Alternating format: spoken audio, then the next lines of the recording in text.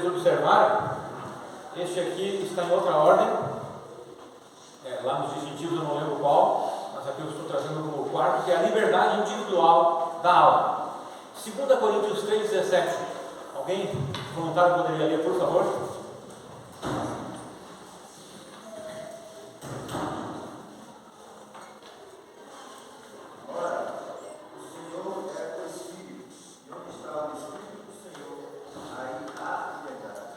Onde está o Espírito do Senhor, aí há liberdade. Muito bem. O Novo Testamento, ele fala muito sobre liberdade.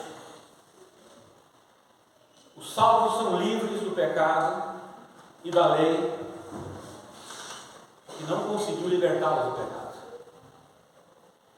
Essa liberdade se refere à vida debaixo da graça de Deus, e não mais uma vida debaixo da lei mosaica. Cristo, sim, era aquele que pôde nos livrar do pecado e da lei, que apenas apontava para Cristo, porque apontava para nós, dizendo que nós éramos pecadores. A lei fazia isso. A lei dizia que eu era transgressor dela. A lei mostrava que eu era um pecador. Mas a lei em si não tinha forças, poder para me trazer a salvação, para me dar a salvação. A lei apontava para aquele que podia dar a salvação, que era Cristo Jesus. Todo ser humano, ele nasce como um pecador. Todo ser humano nasce debaixo do pecado. Então todo ser humano nasce escravo do pecado. E ele só é liberto no momento que Cristo liberta ele. E isso só acontece, Cristo só liberta ele do pecado quando ele recebe Cristo em sua vida. Quando ele crê em Cristo, como expliquei hoje de manhã, coloca a sua fé. Ou seja, ele acredita em todas as palavras de Jesus Cristo na Bíblia Sagrada, que é revelada na palavra de Deus, que é a revelação de Deus especial para as nossas vidas. E isso não quer dizer que nós somos livres para vivermos como queremos. Não quer dizer isso. Na verdade, não existe liberdade absoluta. Nós sempre estamos debaixo de algo. O único que é absolutamente livre é o Senhor Deus. Por quê? Não existe mais nada acima dele. Mas nós não. Nós não podemos tomar a liberdade para trabalhar. Nós precisamos todo dia sair, trabalhar. Todos os dias nós precisamos cumprir com algumas obrigações. Mas estar em Cristo é verdadeiramente ser livres, porque Cristo nos liberta da escravidão do pecado. Então, estar em Cristo, ser livre em Cristo, significa que de forma voluntária eu me coloco debaixo dele, vivendo debaixo de uma outra lei. Eu troco então de viver debaixo da lei do pecado para começar a viver debaixo da lei de Cristo, ou da lei da graça. Mas pastor, então não é trocar 6 por meia dúzia? Não. Não é porque viver debaixo da graça de Deus é infinitamente melhor do que viver debaixo do pecado. E é por isso que a Bíblia diz que em Cristo nós somos livres. Então, por mais que a gente siga em nossas mentes esta lógica, 6 para meia dúzia, nós ainda não conseguimos, sendo lógicos, nós não conseguimos ser supralógicos. O que é ser supralógico? Nós não entendemos a lógica do Senhor, de Deus. Mas em Cristo, a palavra de Deus diz que nós somos livres, porque viver debaixo da graça de Cristo é infinitamente melhor do que viver debaixo do pecado. Então é por isso que a Bíblia diz que nós somos livres em Cristo Jesus. Então, isso não quer dizer, como eu já falei, que a gente vai viver como a gente quer. Nós somos livres para viver da forma que a gente bem entende.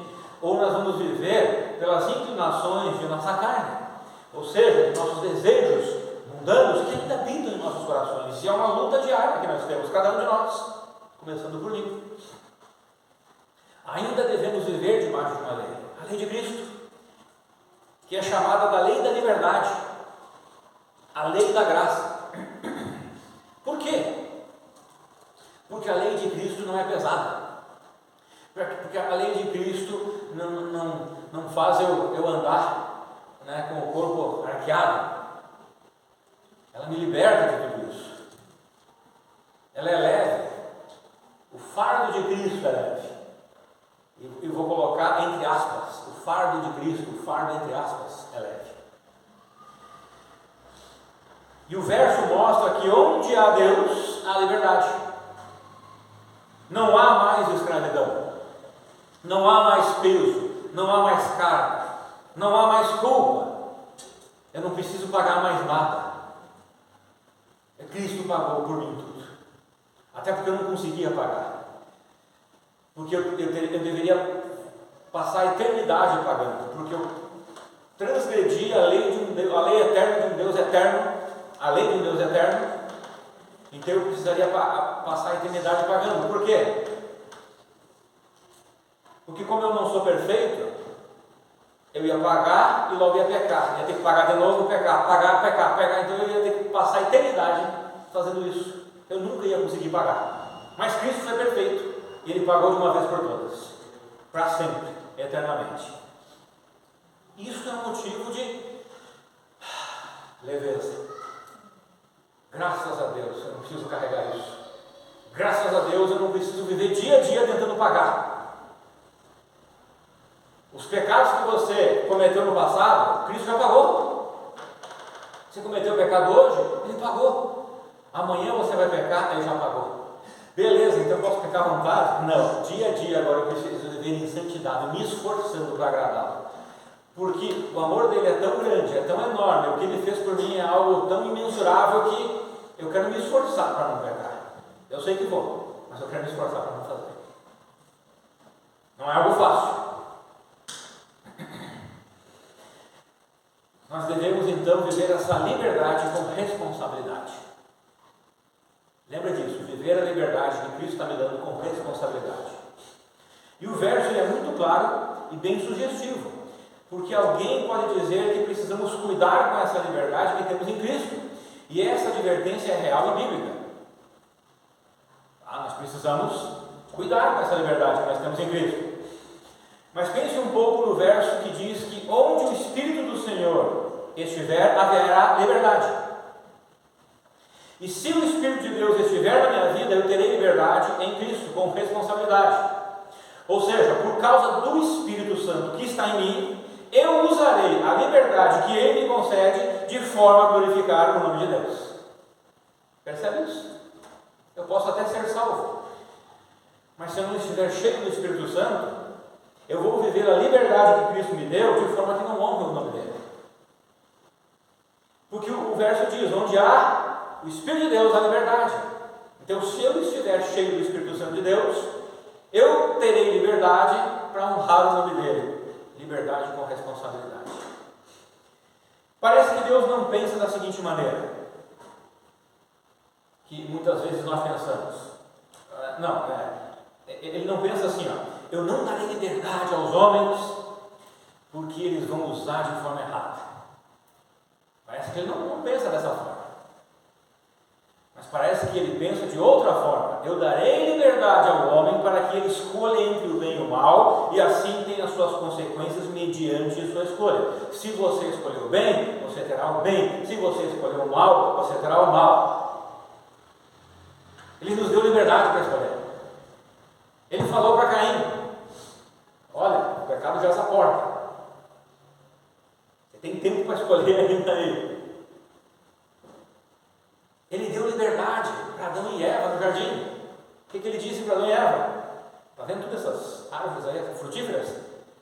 Podem comer o quanto quiser, do que vocês quiserem, somente daquela que não. Eles tinham liberdade para comer de tudo que queriam. Deus deu liberdade para eles. Só uma que não, só uma. Tinha sei lá quantas, não sei, não posso dizer o número, mas sei lá, 1000 espécies, lá 1000 tipos de árvores frutíferas, não sei. Mas eles tinham um monte de opções para escolher. Era uma só uma, só essa que não. Agora, por que eu disse que parece que Deus não pensa dessa forma assim, eu não darei liberdade? Porque Deus podia dizer assim, olha, eu vou criar o homem e não vou dar liberdade para ele, eles vão ser um robozinho. Tem graça ser um robozinho? Deus, o amor que Deus tem por nós é tão grande que Ele nos deu liberdade para escolher. Mas Ele diz, haverá consequências. Você escolheu bem, consequências boas. O mal, consequências más. Claro, eu poderia dizer para Deus, Senhor Deus, o Senhor poderia me criar e não dar nenhuma opção. Eu segui somente sem liberdade nenhuma. Olha, eu creio que de alguma forma o ser humano ia se rebelar contra Deus. De repente nós íamos reclamar que Deus não nos deu liberdade. Tiago 25 diz assim: porém, a pessoa que observa atentamente a lei perfeita, a lei da liberdade, e nela persevera, não sendo ouvinte negligente, mas praticante e zeloso, será muito feliz em tudo que empreender. Então vocês viram que esse texto está falando de uma lei, e ele dá o mesmo nome para a mesma, ele dá dois nomes para a mesma lei: a lei perfeita, que é a lei de Deus, ou a lei da liberdade. Temos também em outros textos a lei de Cristo, ou como nós falamos, a lei da graça de Deus. E ele diz: aquele que atenta para essa lei, persevera nela, não é um ouvinte negligente, mas pratica com zelo a lei de Deus, vai ser muito feliz naquilo que fizer. Tiago 2,12 diz assim: falai e procedei com todos, como quem haverá de ser julgado pela lei da liberdade. Vocês viram que ele está falando que nós seremos julgados pela lei mosaica? Não. Nós seremos julgados pelas regras dos homens? Não. Nós seremos julgados pela vontade e o desejo do meu próximo? Não. Nós seremos julgados pela lei da liberdade. A lei perfeita é a mesma lei da liberdade, que é a mesma lei de Cristo. Gálatas 6,2, pode olhar lá, alguém pode ler Gálatas 6,2, por favor?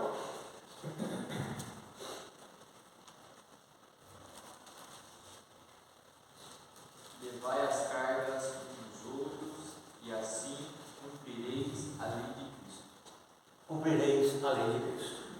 Então, esta lei perfeita é a revelação da vontade de Deus.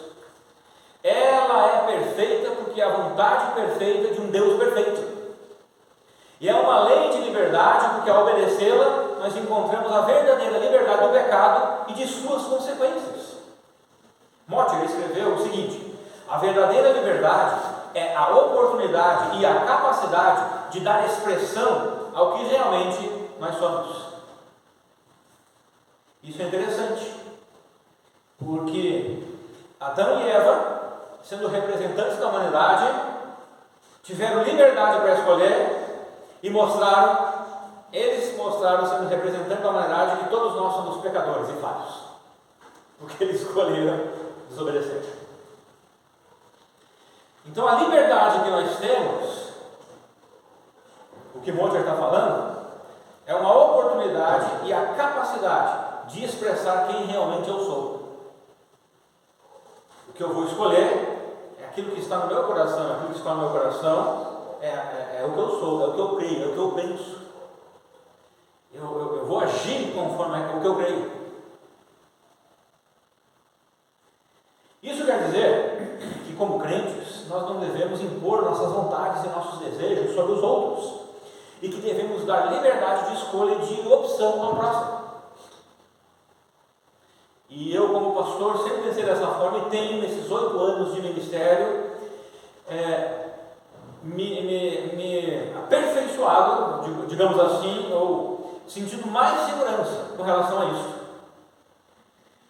Então nós precisamos dar essa liberdade de escolha e opções ao próximo, sabendo que há consequências boas ou más, dependendo da escolha que fizemos, e que nas escolhas más, a igreja também tem a autoridade e direito de intervir, dependendo do tipo de escolha que é feita. Por quê? Porque aonde nós encontramos... Por que eu falei assim? Isso quer dizer que, como crentes, nós não devemos impor nossas vontades e desejos sobre os outros? Porque muitas vezes os nossos desejos e nossas vontades não estão expressas na lei perfeita. Às vezes nós temos desejos e vontades que não estão expressas aqui. E nós queremos impor ao próximo. E por que eu preciso dar a chance para o meu próximo de escolher? Porque a escolha, dentro da liberdade, vai mostrar quem eu sou, é a capacidade de expressar o que eu sou. E também porque eu estou seguindo o exemplo de Deus lá no Jardim do Éden. Então Deus não foi um Deus autoritário. Ele realmente deixou o homem escolher. E na sua escolha o homem falhou. E na sua falha Deus entrou então, depois da liberdade, ele entrou com o quê? Com a misericórdia.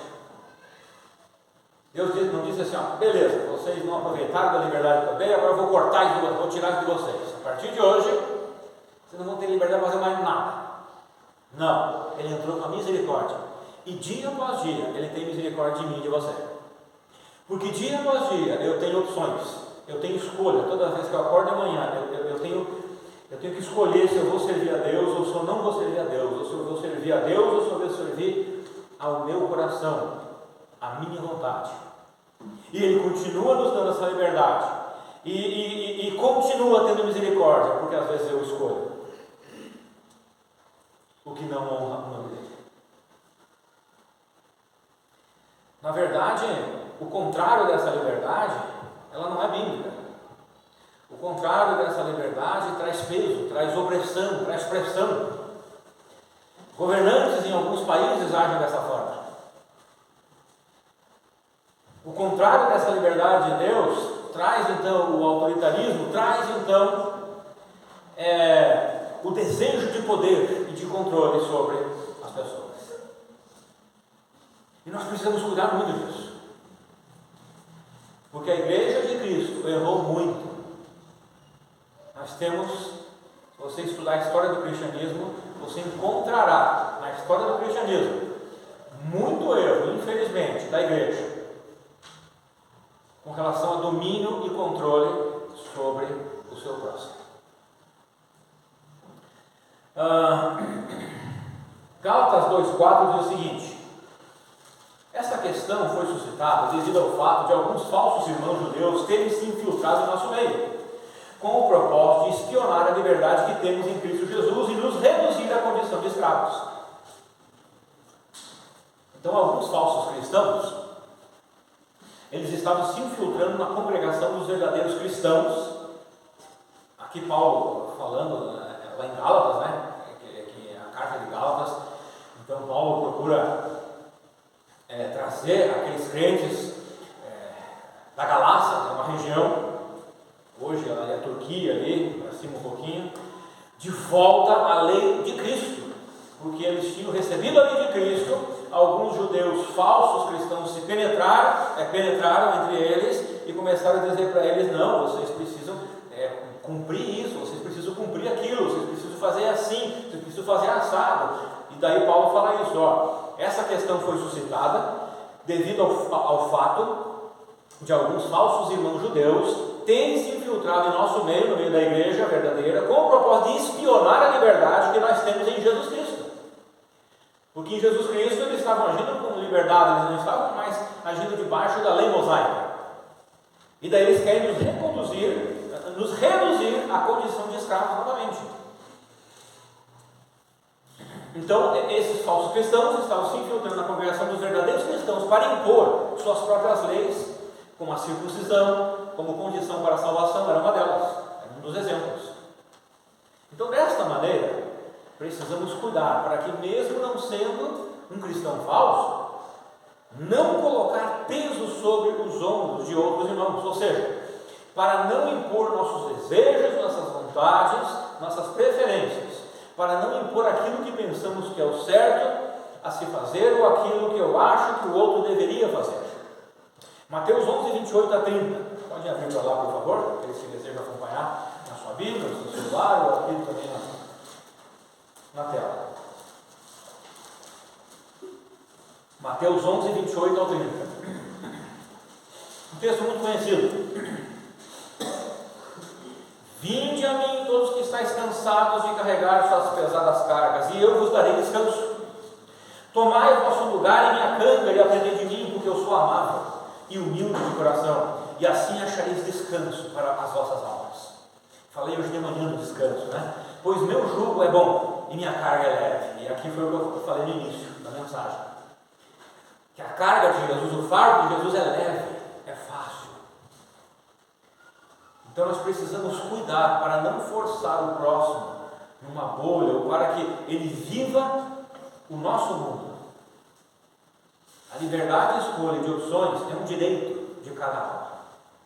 Gálatas 5:1 diz assim, foi para a liberdade que Cristo nos libertou. Portanto, permanecei firmes e não vos sujeiteis outra vez a um jugo de escravidão. Então, como igreja, nós precisamos cuidar. Nós precisamos cuidar para não cometer os mesmos erros de domínio e controle que a igreja do passado cometeu. Algumas igrejas no passado cometeram.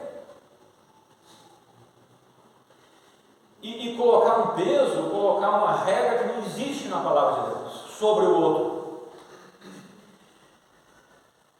E tentar impor a minha preferência, a minha vontade sobre o outro.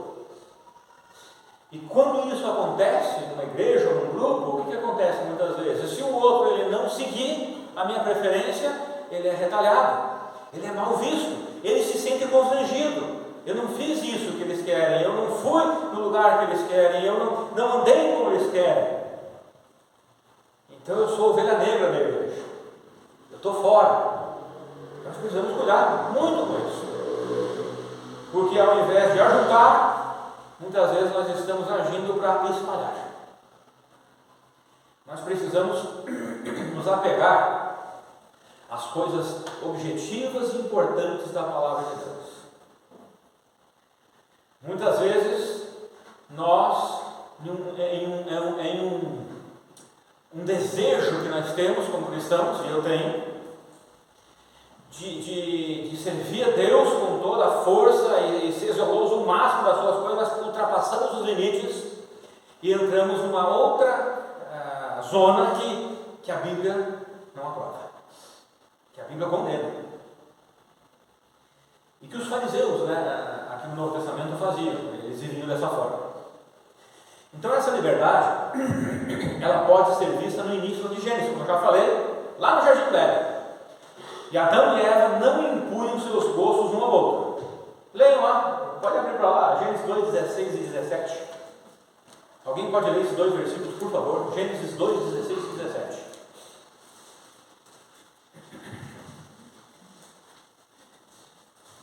E ordenou Jeová Deus ao homem, dizendo: de toda a árvore do jardim comerás livremente, mas da árvore do conhecimento, do bem e do mal, dela não comerás, porque no dia em que dela comeres, certamente morrerás. Muito bem, eu já comentei. Muitas árvores frutíferas foram criadas lá, e Deus deu a liberdade para escolher todas, só uma que não. E provavelmente você já leu o livro de Gênesis, provavelmente você já leu do capítulo 1 até o 5, ou do capítulo 1 até o dilúvio do 10, né? Alguém lembra? Por aí, né? 8. Então você já deve ter lido do 1 ao 8, do 1 ao 9, do 1 ao 10. E acho que você percebeu, principalmente aqui, no capítulo 2, no capítulo 3, que Adão e Eva tinham todas aquelas árvores frutíferas para se alimentar. Depois do dilúvio, então, Deus permitiu a carne, permitiu o churrasco, né? Depois do dilúvio. Antes não, eram as árvores frutíferas. E eu não leio em nenhum lugar, porque nós lemos ali, né? Nós sabemos que a Bíblia ensina, o homem ele deve liderar a sua família, a esposa ela deve apoiar. Ah, mas eu tenho que apoiar em tudo? Não, se o homem estiver fazendo besteira, pecado, não se apoia, né? Mas se ele estiver fazendo o certo, o correto, apoia. Isso é bom. E nós não vimos, eu não li em nenhum momento Adão dizendo, o seguinte, Deus disse para aquela árvore lá, está lá, não é para nós comer, tá? Mas é o seguinte, eu também não quero que tu coma daquela outra, tá? Ele não fez isso. Eva tinha liberdade de comer o que ele queria, o que ela queria, e ele também. Só uma que não. A gente não vê um impondo suas preferências, seus gostos ao outro. Isso é muito interessante. A gente não lê isso nesse texto. Muito bem, agora eu quero passar para a parte final, lendo o que diz os distintivos dos batistas regulares, lá na página 38. Alguns irmãos queriam comprar fisicamente o livro, alguns conseguiram comprar, não se encontra mais na editora, não sei o que tem acontecido lá. Se encontra aí em sebos, na estante virtual, que é um dos grandes sebos aí do Brasil, se encontra um pouquinho mais fácil, usado semi-novo, né? Então você pode encontrar lá. Eu coloquei no grupo do WhatsApp da igreja o link que a editora Batista Regular, então, disponibilizou para você ler os distintivos batistas regulares eletronicamente, lá no site, tá bom? Coloquei hoje à tarde lá. Ele diz assim: toda pessoa tem o direito de buscar e servir a Deus ou não, de acordo com a sua própria consciência, e terá um dia de prestar contas a Deus pelas suas escolhas. Veja que não é de acordo com a consciência dos outros, é com a sua própria consciência. E é claro que deve ser de acordo com os limites do Evangelho, né? Que o Evangelho traz, certos limites. Lembre-se, a gente não tem liberdade absoluta, mas a liberdade que a gente tem em Cristo é tão grande que a gente pode chamar de liberdade verdadeira.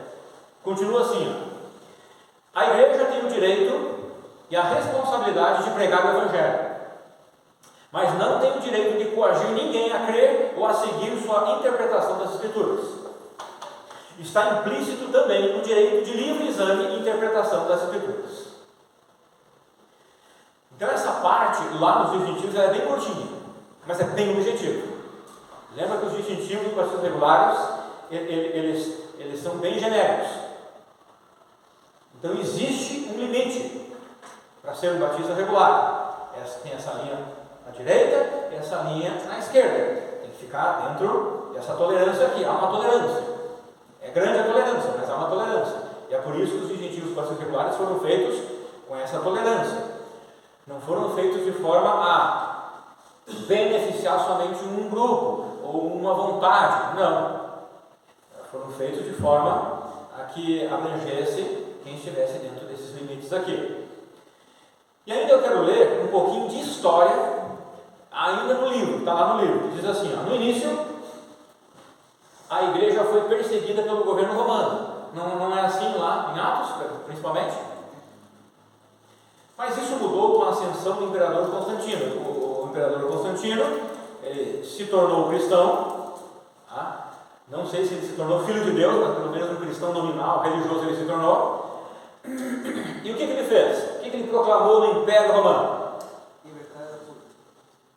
Liberdade oculta. Mas ele também proclamou o cristianismo, né, como uma religião oficial do Estado. Ele fez de certa forma isso. E, vamos lá, ele começou um processo que transformou a igreja em religião oficial do Império Romano.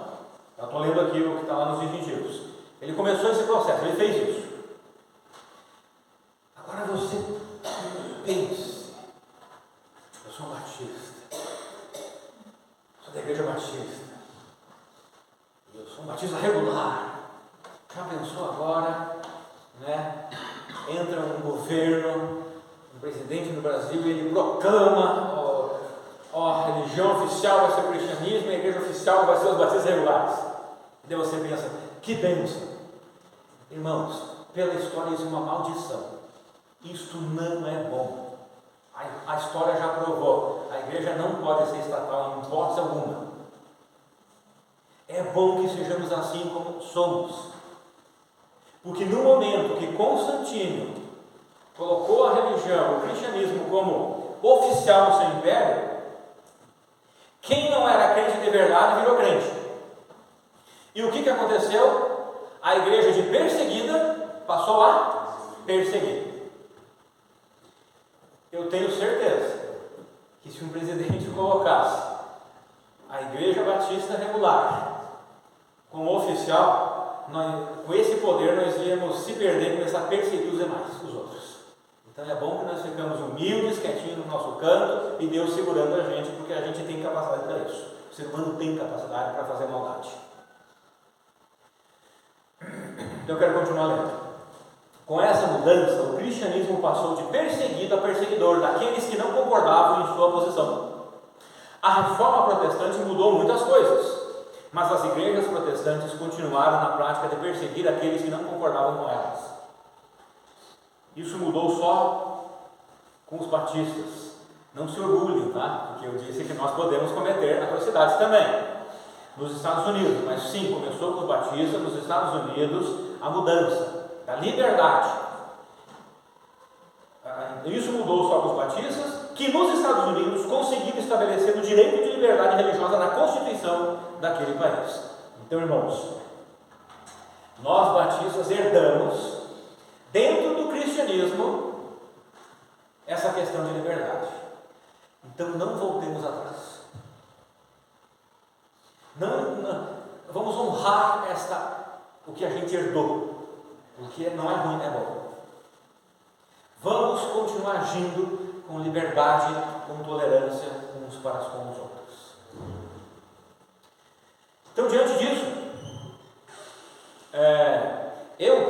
por exemplo, eu expresso a minha discordância com intolerâncias. Vou pegar só o movimento agora, batista regular, dentro do movimento. Eu não concordo com intolerâncias. E também com relação a preconceitos e discriminações por preferências particulares. Também discordo da prática de imposição de preferências particulares de um grupo sobre outro grupo ou de uma igreja sobre outras igrejas dentro do movimento. Mas eu concordo com a plena e livre comunhão entre todas as igrejas do movimento batista regular em nível nacional. Eu quero terminar com alguns versículos. Já lemos, eu vou ler alguns novamente, outros não. 2 Coríntios 3,17. Ora, o Senhor é o Espírito, e onde está o Espírito do Senhor, ali há liberdade. Ao contrário, onde não há liberdade, então não há o Espírito do Senhor. Até pode parecer que há, mas não há. Vai indo contra o versículo. Gálatas 2,4.